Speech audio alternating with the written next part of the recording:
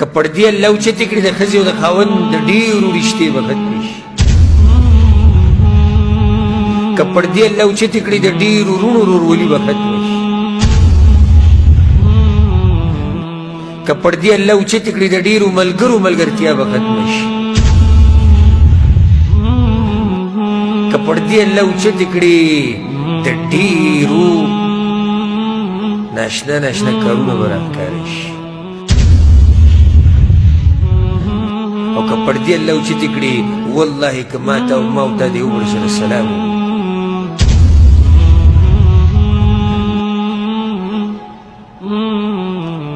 څومره مهربانه رب دی، څومره مهربانه. یعنی زه به د الله دا یو نومره واخلو سوچ وکړو هسې که الله په تندي لیکلی چې ده د شپې دا ګناه کړې ما ورته ملاقات کړی دی یو بل سره که الله په تندي لیکلی چې دې سړي په زړه کې دی که الله په تندي لیکلی چې ده د پلاني او د پلاني حق خوړلی که الله په تندي لیکلی چې د پلاني ځای کې او پلاني ځای کې زما سره دښمني کړې ته به یې والله خو هغه مهربان رب الله دې ورسره زمونږ ملاقات وکړي په داسې حال کې چې زمونږ نه راځي او الله دې د هغه دیدن موږ ته نصیب کړي هغه راباندې پرده راواچوه. ګوره پردې دومره خوښه ده چې موږ له یې دا ښایسته لباس راکړی دی. یا بني آدم قد انزلنا عليكم لباسا يواري سوآتكم وريشا. الله وی اے د آدم بچو لباس می در لېږلی دی چې تاسو پټ کړي ستاسو عورتونه پټ شي. دا لباس که نه موږ به څنګه وي تاسو ته زناور الله اکبر نو بعضو د ځان نه اوس په زوره زناور جوړ کړي دي. اوس لباس په کمېدو دی او جی وایي دا پرېږده وایي دا وایي دې انګریزانو ملکونو کې پاتې شي صفت ولې وکړي چې یعنې دا ډېر مخکې تللی دی.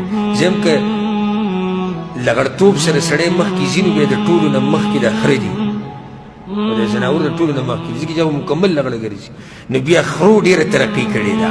څنګه سپو هم ترقي کړې ده هغو لغړ ګرځي که نه که لغړ ګرځېدو ترقي وې نو بیا خو دا زناور زموږ نه پخوا مخکې تلي دي. ترقي خو دا دی چې دا ولباس التقوى ذلك خير.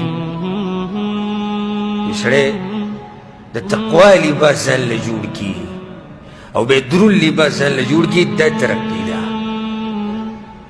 ښکلی پراخه لباس مزېدار الله پې زموږ بدن پټ کړی دی. الستیر دی پردې ډېره خوښه ده الستیر دی پردې خوښه ده نو په دې زنانو باندې ګوره پردې لازم کړې ده چې ونه شرمېږي او وساتلی شي. یو نیم بلیګیایي چېرته بهر په سفر باندې ځي نو ګاډي له به دغه راوړي هغه په ګاډي له پاسه ترپال نه اچي نو ګاډی به څه کړي پټ به کړي د ښځې به مخ کارې ګرځي د ګاډي ورسره کم دی ترپالونه پې اچي او ښځه دې چې ګرځي. الله وایي نه دې ښځو ته ووایه چې پردې وکړي چې په حیا او په عزت کې پاتې شي. ستیر دی پردی خوښه نه کوي نه غواړي چې څوک وشرمېږي نو ځکه یې په دې ښځو باندې پرده لازم کړه. فایده پکې خو دقه وکړي چې عزت پاتې شي. زما او ستا عزت الله اکبر زما ښځه ده او ستا ښځه ده که زما ښځه ده او دې خبرې ته غوږ کېږه او ستا ښځه ده او الله پې پرده لازم کړې ده. ولې یا الله وایي دې دپاره چې ته ونه شرمېږي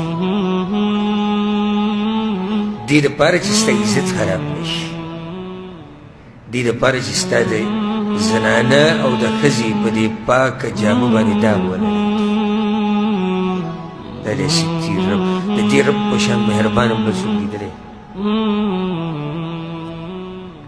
ما وی کنه محسن کم احسان به الله دی نو دا پردره چولم د الله په دغه نوم کې دنه راغلو محسن کې احسان کوونکی پردې ډېره خوښه ده قل للمؤمنين يغضوا من أبصارهم ومؤمنانو سړو ته چې نظرونه کوز ساتي پردې خوښه